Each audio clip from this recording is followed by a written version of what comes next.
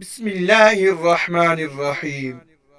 حضرت با یزید بستانی رحمۃ اللہ علیہ، ان کی بستی میں ایک بدکار طوائف آ گئی۔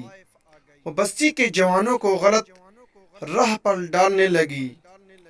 حضرت با یزید بستانی رحمۃ اللہ علیہ تک خبر پہنچی تو اپنا جے نماز اٹھا کر اس بدکار خاتون کے دروازے کے سامنے بچھا دیا اور عبادت میں مصروف ہو گئے۔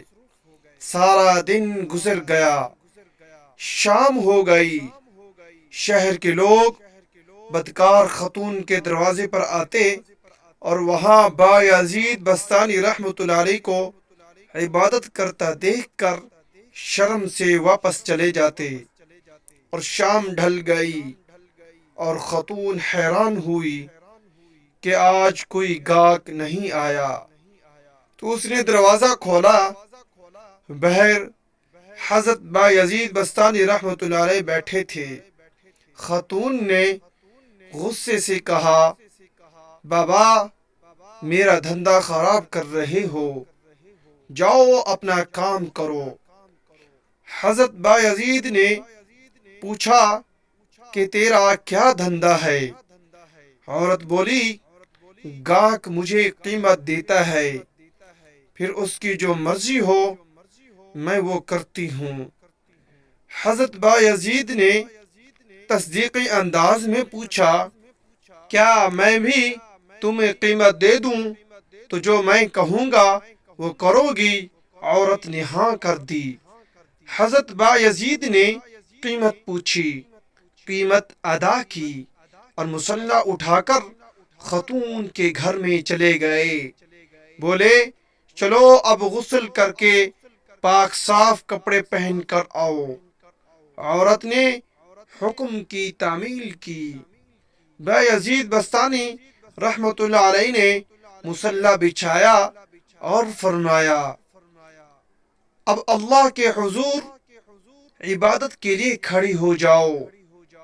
جب خاتون کھڑی ہو گئی تو حضرت با یزید بستانی رحمۃ اللہ علیہ نے سجدے میں گر کر اللہ سے عرض کی، اللہ کریم، اسے یہاں تک لانا میرا کام تھا، اب اس کا دل بدلنا تیرا کام ہے۔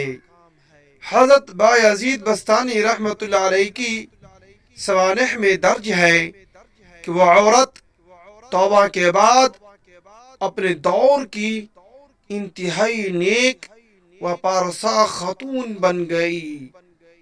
کسی نے کیا خوب کہا، نگاہ والی میں وہ تاثیر دیکھی، بدلتی ہزاروں کی تقدیر دیکھی۔